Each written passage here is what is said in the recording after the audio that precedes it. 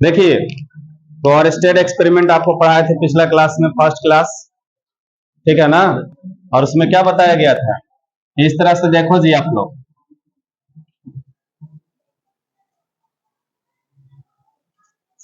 और state experiment में आपको याद रखना है कि अगर मेरे पास कोई वायर है और इससे करंट ऐसे पास हो रहा है, ये बहुत काम आएगा जब आप छठा चैप्टर पढ़िएगा, इलेक्ट्रोमैग्नेटिक इंडक्शन। इंडक्शन पढ़िएगा तो आपको बहुत काम आएगा। ये फिगर पे सवाल हम लोग करेंगे फिर से उस टाइम इंडक्शन वाला, तो आपको याद रखना है। और इसमें हम लोग क्या करते हैं, मैक्सवेल थंब रूल का यूज करते हैं हम लोग। इसको मैक्सवेल थंब रूल कहा जाता है। मैक्सवेल साइंटिस्ट का नाम है Maxwell right hand thumb rule ना, समझ गया। तो इसमें थंब जो हमारा होता है, थंब किसके डायरेक्शन को बताएगा, करंट के डायरेक्शन को, ठीक है। यहाँ पर हम लोग लिख देंगे थंब, समझ गए, ठीक है। और दूसरा नंबर समझ रहे अपना, दूसरा नंबर जो है, यहाँ पर जो मैग्नेटिक फील्ड प्रोड्यूस होगा, मैग्नेटिक फील्ड, जिसमें हम लोग लिखेंगे curl of the finger, curl of the fingers. Curl of the fingers means क्या होता है कि हाथ को ऐसे रखेंगे, ऐसे रखिए, जैसे मर्जी वैसे रखिए, आपकी मर्जी है। और आपको क्या करना है कि इसको अपने आप से मोड़ना है, किसी के द्वारा नहीं मोड़वाना है। अगर कोई चाहेगा तो इसको ऐसे भी मोड़ देगा, तो इसके बाद ये टूट जाएगा, नहीं जुट जाएगा। हम लोग खुद से अगर इसको मोड़ेंगे तो कैसे मोड़ेंगे, जब मोड़ेंगे तो ऐसे ही मोड़ेंगे। तो यही डायरेक्शन किसका होगा, मैग्नेटिक फील्ड का। थंब किसका डायरेक्शन होगा, करंट का। और कर्ल ऑफ द फिंगर्स किसका होगा, बहुत इंपॉर्टेंट चैप्टर है, इसमें बार बार डायरेक्शन का बात आता है ना, बार बार हम लोग डायरेक्शन इसमें निकालेंगे, बहुत बार डायरेक्शन जरूरी पड़ता है। बाकी जो पढ़े आप लोग वो अलग चीज है। मतलब बी क्या है, बी के ऊपर एरो साइन है तो क्या है, मैग्नेटिक फील्ड है। आपको याद करना अभी चाहिए तो अभी तुरंत याद कर सकते हैं, अगर आप इसको मन से अच्छा से पढ़िएगा तब।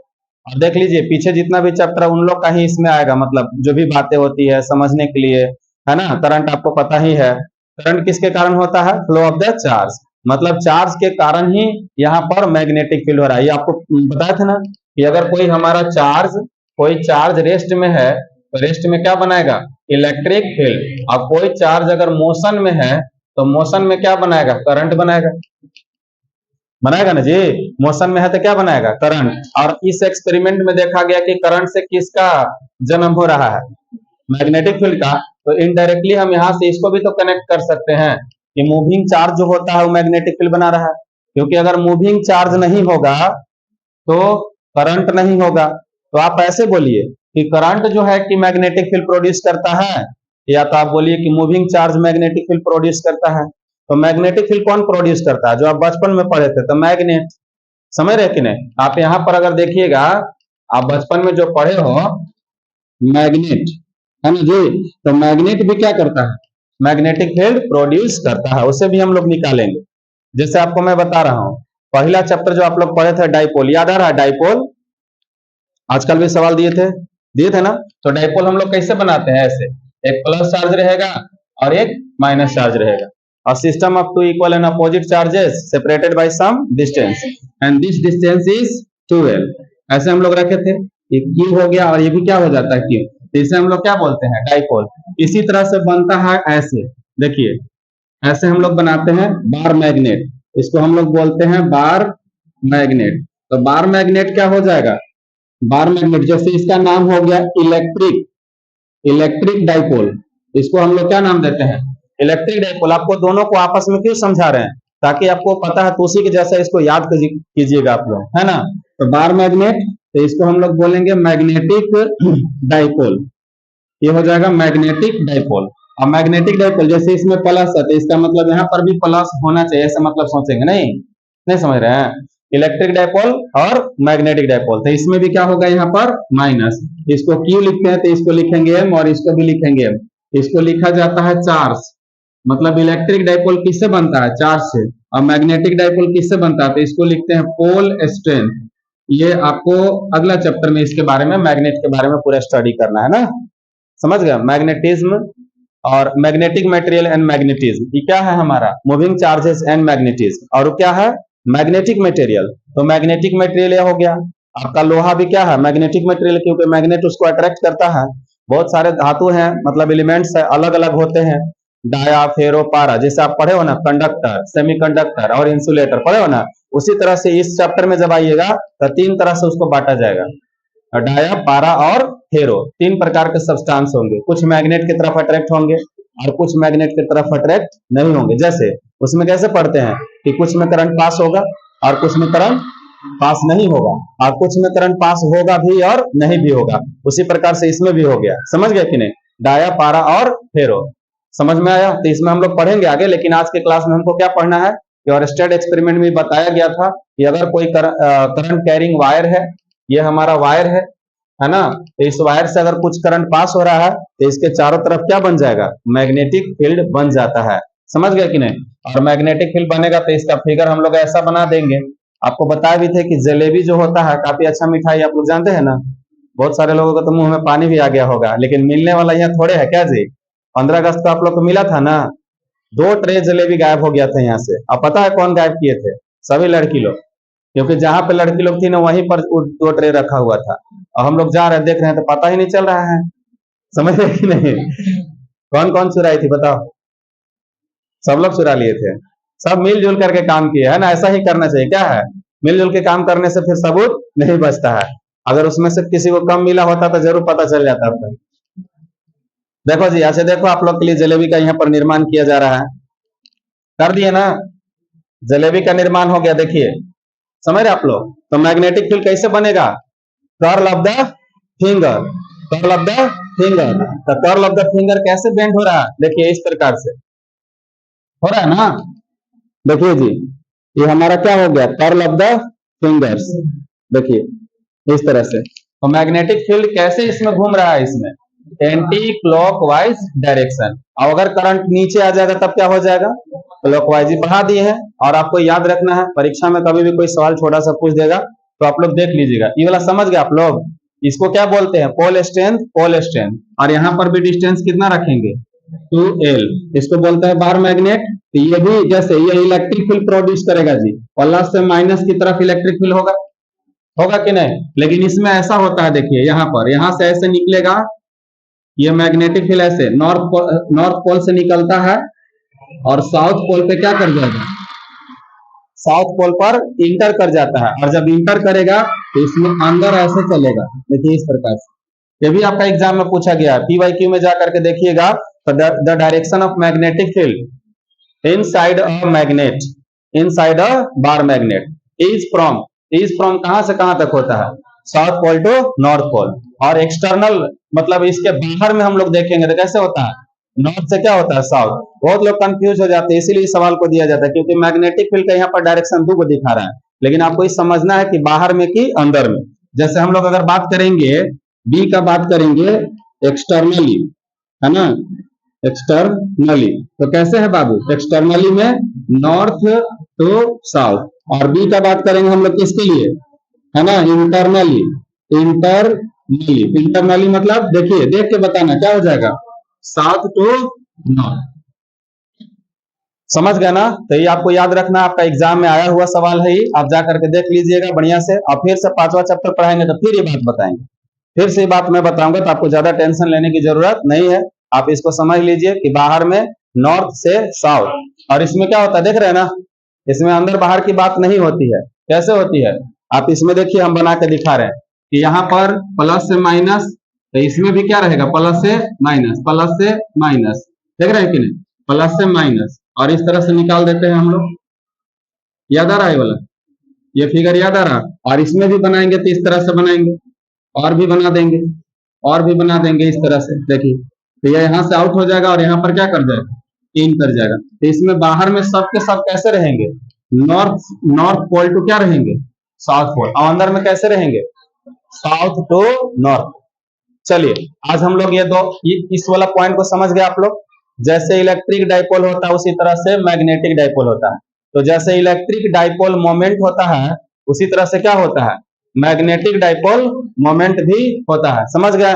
तो अब समझ रहे हैं, फॉर्मूला अगर लिखना होगा तो कैसे लिखेंगे जी, इसको कैसे लिखे थे, ऐसे P इक्वल टू क्या लिखे थे, याद है, E इंटू 2L। तो इसको कैसे लिखेंगे, M इज इक्वल टू समझ रहे हैं आप लोग, m इंटू 12, समझ में आ रहा है कि नहीं? तो दिक्कत, इसका यूनिट भी पूछता है और डायमेंशन भी पूछता है एग्जाम में। तो देखिए इसका यूनिट जो होता है एम्पियर मीटर होता है, आगे पढ़ाएंगे इसको अभी इसी चैप्टर में। और इसका क्या होता है मीटर, तो कितना हो जाएगा एम्पियर मीटर स्क्वायर। और इसका क्या होता है याद है इसका आप लोग को, कूलम्ब मीटर। तो कूलम्ब मीटर क्या हो गया इसका यूनिट, उसका यूनिट कूलम्ब मीटर हो गया, इसका क्या हो गया एम्पियर मीटर स्क्वायर। समझ में आ रहा है? कोई दिक्कत? एक ही साथ दोनों पढ़ा रहे हैं, पता है ना क्यों पढ़ा रहे हैं, ताकि आपको फर्स्ट याद है तो सेकंड याद करना आसान हो जाएगा। बोलो यहाँ समझ में आया बाबू? करंट अपवर्ड डायरेक्शन में है, तो यहाँ पर मैग्नेटिक फील्ड कैसे है, एंटी क्लॉकवाइज डायरेक्शन में है। समझ रहे आप लोग? चलो एक और फिगर के माध्यम से आपको हम समझा रहे हैं। यहाँ पर जो बता रहे थे कि चार्ज रेस्ट में रहेगा तो इलेक्ट्रिक फील्ड, और मोशन में रहेगा तो मैग्नेटिक फील्ड। तो moving charge produces magnetic field और करंट कैरिंग वायर, आपसे पूछेंगे 2-3 नाम बताइए जो मैग्नेटिक फील्ड को प्रोड्यूस करता है, तो पहला क्या बोलेंगे, मैग्नेट करता है, जो बचपन से जान रहे हैं आप लोग। कौन करता है जी, मैग्नेट, मैग्नेट करता है। और दूसरा नंबर अभी जो हम लोग पढ़े कि मूविंग चार्ज करता है, या फिर बोलेंगे कि करंट कैरिंग वायर करता है, सोलेनॉइड करता है, टोरॉइड करता है। समझ रहे कि नहीं? तो सोलेनॉइड में भी करंट ही जाता है, टोरॉइड जो होता है उसमें भी क्या जाता है, करंट ही जाता है। तो मेन बात यही हो गया कि मैग्नेट करेगा या तो करंट कैरिंग वायर करेगा। करंट कैरिंग वायर मतलब moving charge, moving charges and magnetism. तो इसमें हर बार हम लोग चार्ज के मोशन पर ही स्टडी करेंगे। समझ में आ रहा बढ़िया से? स्टार्टिंग है और आगे बढ़ा बता रहे हैं। देखिए इसको एक और फिगर हम आपको समझा दे रहे, देखिए ना, बना दें।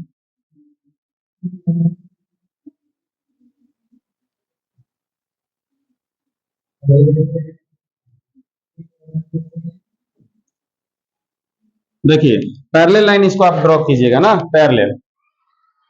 यहाँ पर इसके लिए वो टेबल भी हम लोग बना लेते हैं, टेबल बढ़िया सा बना देना।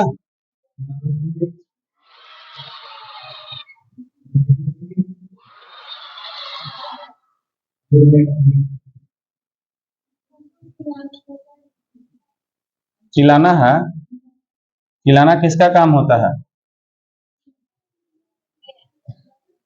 बच्चों का काम होता है चिल्लाना, हम तो नहीं ना कह सकते हैं।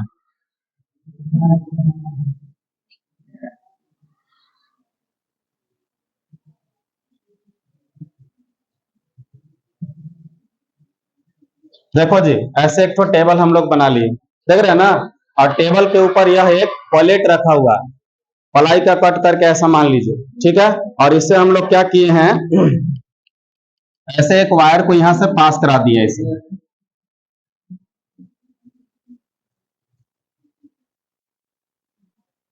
देखिए, और इसमें करंट भी हम लोग दे दिए, ऐसे करंट दे दिए। तो मैग्नेटिक फील्ड कैसे बनेगा, जब करंट ऐसे जा रहा है तो मैग्नेटिक फील्ड इसमें ऐसा बनेगा। रेड वाला पेन से बना दे रहे हैं इससे, देखिए इस प्रकार का, इसमें सेंटर मान करके और इसमें ऐसे सर्कल ड्रॉ कर लीजिए। समझ में आ रहा आप लोग के, पता चला?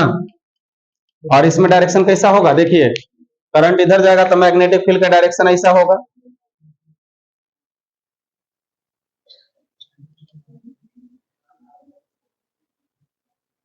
कौन सा डायरेक्शन है, एंटी क्लॉक वाइज। समझ पा रहे? 3D फिगर आपको समझाने का कोशिश कर रहे हैं कि हमारे पास एक प्लेट है ऐसे इस प्रकार से, और इसमें से ऐसे निकल गया, देखिए ऐसे, देख रहे हैं ना, इस तरह से वायर पास हो गया ऐसे। तो मैग्नेटिक फील्ड कैसे बनेगा, इस हाथ में हम लोग बनाएंगे मैग्नेटिक फील्ड, गोल गोल टाइप का बना देंगे, सर्कुलर, है ना। तो कैसा मैग्नेटिक फील्ड यहाँ पर दिखता है, कैसा दिखता है जी, सर्कुलर। कैसा दिख रहा है, सर्कुलर, है ना। और स्ट्रेट भी रहता है, स्ट्रेट लाइन भी आपको मिलेगा।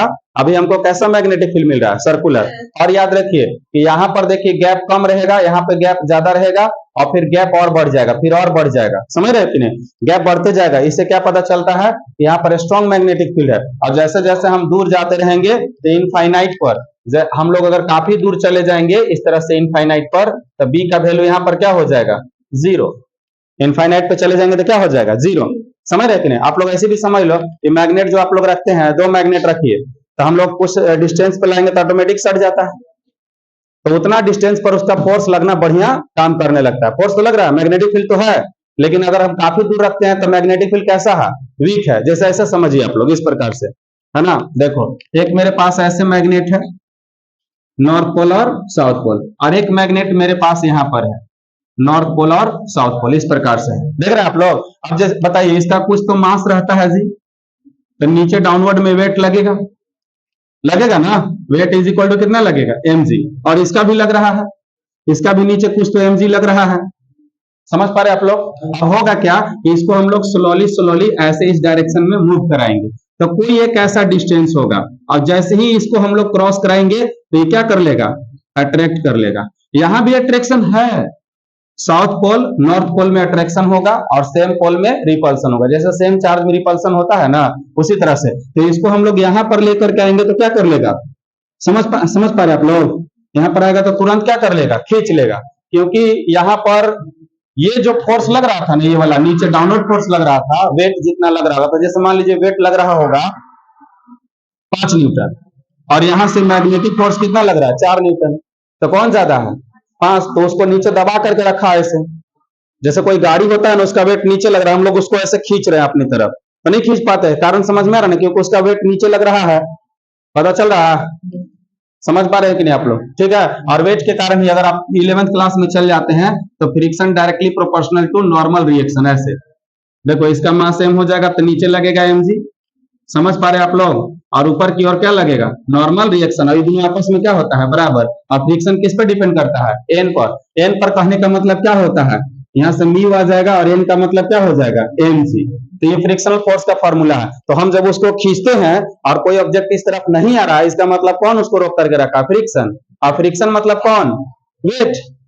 समझ पा रहे कि नहीं आप लोग, पता चल रहा है ना। तो इसी तरह से यहाँ पर भी है कि इसको रोक करके रखा है, ये ऐसे मोशन नहीं कर पा रहा, लेकिन जब इसको हम यहाँ पर लेकर के आ गए, ये 5 न्यूटन था और यहाँ पर क्या हो गया, 6 न्यूटन, तो क्या कर लेगा, उसको खींच लेगा, फिर उसको ले आएगा ना। समझ गए कि नहीं। तो इस प्रकार से होता है, इतना समझ में आया सबको।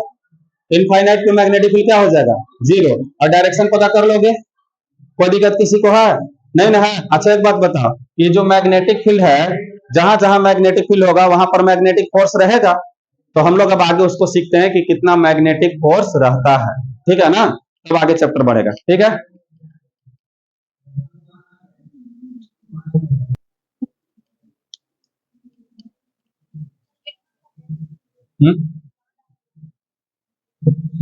कर दीजिए अगर बंद करना है तो।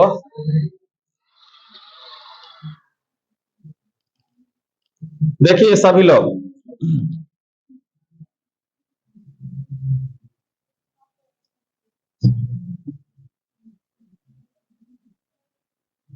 Force on moving charge, force on moving charge. सुनो जी बाबू लोग, देखिए ऐसे अगर हम मैग्नेटिक फील्ड बना रहे हैं ऐसा, इस प्रकार से, इसका मतलब होता है कि मैग्नेटिक फील्ड अंदर की ओर है, इनवर्ड मैग्नेटिक फील्ड है, ये बी हो गया। याद कर लोगे आप लोग सब कोई दिक्कत। अगर मैग्नेटिक फील्ड को रिप्रेजेंट करना है, जैसे हम लोग चार्ज बनाते हैं तो बार बार देखे होंगे आप लोग कैसे कर देते हैं और लिख देते हैं क्यू। चार्ज क्या होता है, बहुत पॉइंट, बहुत छोटा सा चीज है, समझ रहे थे ना, तो उसको पॉइंट के रूप में इंडिकेट करते हैं। इसी तरह से अगर मैग्नेटिक फील्ड हमको इंडिकेट करना है तो 2 तरह का मैग्नेटिक फील्ड, एक आता हुआ और एक जाता हुआ। जैसे यहां से देखिए, यहां से बाहर निकल रहा है मैग्नेटिक फील्ड और यहाँ पर अंदर जा रहा है मैग्नेटिक फील्ड, तो बाहर आएगा तो उसको डॉट से इंडिकेट करते हैं ऐसे, और जो अंदर जाएगा उसको कहां से इंडिकेट करते हैं, क्रॉस से। क्रॉस मतलब मैग्नेटिक फील्ड बोर्ड के अंदर जा रही है, तो ये मैग्नेटिक फील्ड बी हो गया, ठीक है।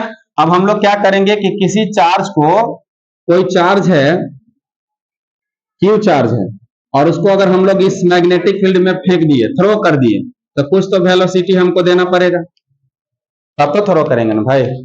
समझ में आ रहा है कि नहीं। इसको अगर हम लोग इसमें भेज दिए, इस चार्ज को इसमें सेंड कर देते हैं हम लोग, इसके पास मोशन आ गया कि नहीं, आ गया मोशन। और हमको पता है कि जब मोशन आएगा तो ये खुद से फिर क्या जन्म देगा, मैग्नेटिक फील्ड। तो पहले से एक मैग्नेटिक फील्ड और फिर एक और मैग्नेटिक फील्ड, फिर से समझिए, देखिए ऐसे आपके पास एक नॉर्थ पोल और साउथ पोल, और एक और आपके पास है मैग्नेट, नॉर्थ पोल और साउथ पोल। बताइए इनके बीच में अट्रैक्शन होगा। अट्रैक्शन मतलब क्या होता है, अट्रैक्शन मीन्स फोर्स, ये भी नहीं आ रहा है। अट्रैक्शन मीन्स क्या होता है जी, फोर्स होता है, हमें पता है अट्रैक्शन मीन्स फोर्स होता है। और इसके पोल को अगर हम लोग चेंज कर देंगे तो फिर से क्या हो जाएगा, रिपल्सन। समझ रहे कि नहीं? तो मैग्नेटिक फोर्स में अट्रैक्शन और रिपल्सन दोनों का नेचर पाया जाता है। तो यहाँ पे फोर्स है, जब दो मैग्नेट है तब फोर्स है, अगर सिंगल मैग्नेट रहेगा तो फोर्स रहेगा नहीं रहेगा। ऐसे ही समझिए कि हम एक पहले से मैग्नेटिक फील्ड रख लिए हैं, पहले से रख लिए हैं, और चार्ज को हमने क्या किया, चार्ज को हमने क्या किया, सेंड किया, सेंड किया, और इसके पास कुछ वेलोसिटी है, मतलब इसके पास मोशन है, इसके पास मोशन है। और जब ये मोशन करेगा, स्पीड गेन करेगा, तो फिर से क्या होगा, अभी तुरंत ऑरेस्टेड ने बताया है कि moving charges produces magnetic field, moving charges produces magnetic field. बार बार ये सब बात इसलिए कर रहा हूं कि अभी चैप्टर स्टार्ट हुआ है। अभी अगर आप इस बात को पकड़ लीजिएगा तो अगला टॉपिक ऑटोमेटिक इजी होने लगेगा। अभी इस टॉपिक को पढ़ने में हम लोग ये बात को बार बार ला रहे हैं कि नहीं, कि moving charges produces magnetic field. तो मैग्नेटिक फील्ड प्रोड्यूस करेगा तो इसका खुद का भी एक मैग्नेटिक फील्ड हो जाएगा, और ये वाला मैग्नेटिक फील्ड और ये वाला मैग्नेटिक फील्ड, दो जब मैग्नेटिक फील्ड हो जाएंगे तो उसके बीच में क्या लगने लगेगा, फोर्स लगने लगेगा। तो इसको प्रैक्टिकली जो है या एक्सपेरिमेंटली हम लोग लिख देंगे, एक्सपेरिमेंटली, एक्सपेरिमेंटली जो फोर्स होता है अमाउंट ऑफ चार्ज पे डिपेंड करता है। आप सोचिए, खुद से सोचिए, हम बता रहे कैसे सोचना है ना। मेन पॉइंट तो यही है कि चार्ज अगर मोशन में है, सुनो ऐसे समझिए आप लोग ना, देखिए हम बता रहे हैं, देखिएगा बहुत आसान समझाएंगे, देखिए हर एक कारण को अभी सीख लीजिएगा बढ़िया से, आगे फिर दिक्कत ना तो होगा। देखो जी, हमने लिखा आई, आई मतलब करंट, और क्या होता है Q बाई टी। अगर मैं आई लिखूंगा और 2Q बाई टी लिखूंगा तो कौन सा करंट बड़ा है, सोचिए आप लोग। नीचे वाला करंट बड़ा हो गया, ऐसे रख लेते हैं, I1 हो गया, ये I2 हो गया। तो आप यहां पर देख पा रहे हैं कि I2 इज ग्रेटर देन क्या हो गया, I1। तो प्रैक्टिकली इसको देखा गया, सुन रहे आप लोग, सुन रहे हो जी, सुनिए, प्रैक्टिकली देखा गया इस प्रकार से, मैं आपको बता रहा हूं, ध्यान से देखिए, ठीक ना। जो हम लोग कल जो टेबल बनाए थे, ये जो फिगर बनाए थे, और इस पर बताए थे आपको कि बगल में कौन रखा हुआ है, कंपास नीडल रखा हुआ है, और यहां से एक वायर है जिससे करंट पास हो रही है। आप समझिए अपना से, इन्हीं किताब में लिखा हुआ है, किसी ने कह दिया तो उस बात को नहीं मानना, आप खुद से देखिए। जैसे इस एक्सपेरिमेंट को आप करते हैं, अगर इसके अमाउंट को हम इंक्रीज कराते हैं और हम देखते हैं कि ज्यादा घूम रहा है, ज्यादा घूम रहा है, तेजी से घूम रहा है, इसका मतलब फोर्स क्या हो गया, बढ़ गया। समझ पा रहे आप लोग। यहाँ पर एक 50 kg का बोरा रख देता हूं मैं, और अगर मैं इसको ऐसे खींच रहा हूं और धीरे धीरे आप देख रहे हैं कि बोरा मेरे तरफ आ रहा है, अगर मैं उसको दोबारा खींचूंगा और पूरा देखिएगा कि स्पीड अगला बार बढ़ गया, तो आप क्या समझे कि मैंने फोर्स बढ़ा दिया, समझे कि नहीं आप लोग, तो फोर्स बढ़ा दिया। तो यहाँ पर भी अगर करंट को बढ़ाए हैं तो करंट कैसे बढ़ता है जी, चार्ज को बढ़ाएंगे तब, मतलब चार्ज बढ़ेगा तो करंट बढ़ेगा, और करंट बढ़ेगा तो यहाँ पर हम देख रहे हैं कि बड़ी तेजी से घूम रहा है, इसका मतलब फोर्स बढ़ गया होगा। समझ में आ रहा तो लोग के, इसीलिए इसको ऐसे लिखा गया कि फोर्स किस पे डिपेंड करता है, अमाउंट ऑफ चार्ज पे, क्योंकि अमाउंट ऑफ चार्ज पे डिपेंड कर रहा है। चार्ज बढ़ेगा तो करंट बढ़ेगा, और करंट बढ़ेगा तो इसमें डिफ्लेक्शन क्या होने लगेगा, ज्यादा होने लगेगा। ये आप ये सब पॉइंट रटने वाला चीज नहीं होता, ये सब समझने की बात है कि हम समझ रहे कि अच्छा हाँ सही बात है, ऐसा हो सकता है, नहीं पता चला। दूसरा पॉइंट समझिए, दूसरा पॉइंट क्या है कि फोर्स किस पे डिपेंड करता है, तो वेलोसिटी पे डिपेंड करता है, velocity of the charge particle. ये जो चार्ज पार्टिकल है उसका स्पीड पे डिपेंड करता है। कैसे स्पीड पे डिपेंड करता है बाबू, जैसे हम लोग क्या बोले थे कि करंट जो होता है कैसे डिफाइन करते हैं, देखिए ऐसे आएगा, चार्ज आएगा और यहां से निकल जाएगा, समझ पा रहे आप लोग, चार्ज क्या हो जाएगा, निकल जाएगा, और ये क्या है जी बाबू, क्रॉस सेक्शनल एरिया। और है ना आप लोग, अब बताइए इस क्रॉस सेक्शनल एरिया से चार्ज 1 सेकेंड में निकलेगा और फिर चार्ज 2 सेकेंड में निकलेगा, तो किसमें फास्ट है, 1 सेकेंड में, है कि नहीं। तो अगर 1 सेकेंड में निकल रहा है, इसका मतलब क्या हुआ कि पर यूनिट टाइम में ज्यादा चार्ज निकल रहा है, वही बात आ जाएगा, फिर से स्पीड बढ़ गया, समझ रहे हैं ना, तो स्पीड बढ़ेगा। हम लोग क्या बोलते हैं कि flow of the charge is called current, तो स्पीड ज्यादा तो करंट भी क्या हो जाएगा, समझ पा रहे आप लोग। तो जब करंट बढ़ जाएगा तो फिर से वही बात आ जाएगा कि मैग्नेटिक फील्ड यहाँ पर फिर से क्या हो जाएगा, बढ़ जाएगा, ज्यादा फोर्स लगेगा, फिर से वहीं पहुंच जाएंगे हम लोग। तो ये वेलोसिटी पर डिपेंड करता है। दूसरा नंबर किस पर डिपेंड करता है, एक और लास्ट है इसमें, वो है बी। बी मतलब पता है ना, बी मतलब कौन, एक बार वाला बी का बात कर रहे हैं, 2 बार वाला का नहीं कर रहे हैं, समझ रहे हैं आप लोग। कितना बार वाला करना है हमें? एक बार वाला। बताइए बी। बी समझिए, यहाँ पर ही जो मैग्नेटिक फील्ड है बाबू, ऐसे समझो जी, देखो ये छोटा मैग्नेट है और ये भी छोटा मैग्नेट है, तो फोर्स कैसा रहेगा जी? वीक फोर्स रहेगा। और ये बड़ा मैग्नेट कर देंगे और इसको छोटा रखेंगे, तब भी फोर्स बढ़ जाएगा। बढ़ेगा कि नहीं बढ़ेगा? क्योंकि इसका मैग्नेटिक फील्ड कैसा हो जाएगा? बड़ा मैग्नेटिक फील्ड हो जाएगा, स्ट्रॉन्ग मैग्नेटिक फील्ड।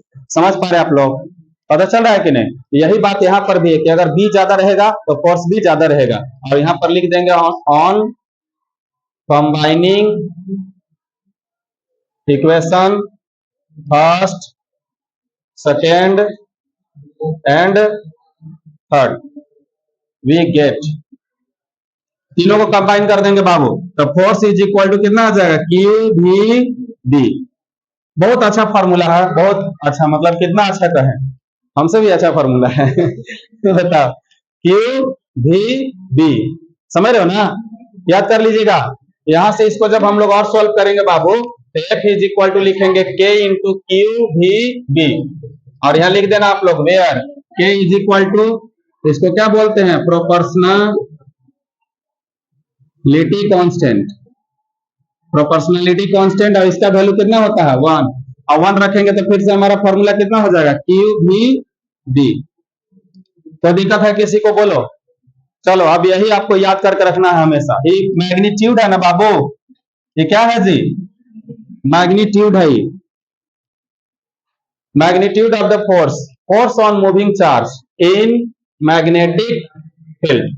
समझ रहे कि नहीं? Force on moving charge in magnetic field. समझ पा रहे आप लोग?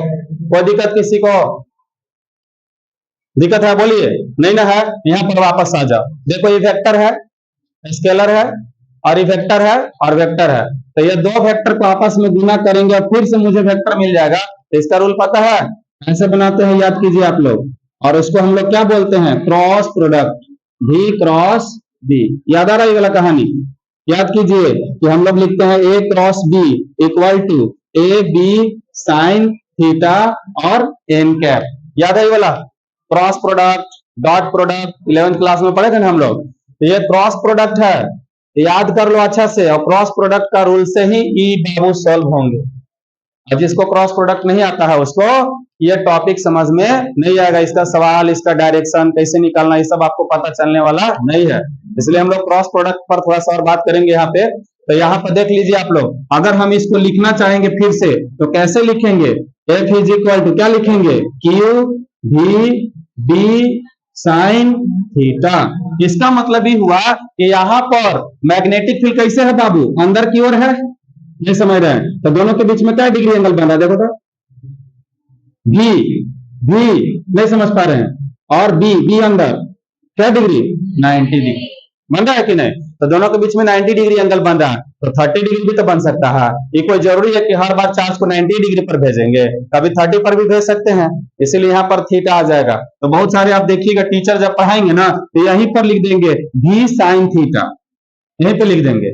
लेकिन हम नहीं लिखे, आप समझिए अपना से कि यहाँ पर साइन थीटा भी आएगा। तो मतलब अगर हमको कोई व्यक्ति ऐसे पढ़ाता है कि फोर्स किस पर डिपेंड करता है? चार्ज पर। फोर्स किस पर डिपेंड करता है? भी पर। फोर्स किस पर डिपेंड करता है? बी पर। फोर्स किस पर डिपेंड करता है? तो साइन थीटा पर। और साइन थीटा पर क्यों करता है? समझ रहे हैं ना आप लोग? ऑटोमेटिक क्रॉस प्रोडक्ट में आ जा रहा है। और इसको और भी समझा रहे हैं कि साइन थीटा ही आएगा। साइन थीटा का रखिएगा तभी मान निकलेगा, तो नहीं निकलेगा। कॉस थीटा भी रख सकते हैं लेकिन वैल्यू नहीं आएगा। इतना समझ में आया? 4 बातें समझ गए? तो कोई ऐसे भी आपको पढ़ा देगा तो कोई दिक्कत है? नहीं ना है। और यहाँ पर क्या लगा देंगे? N cap.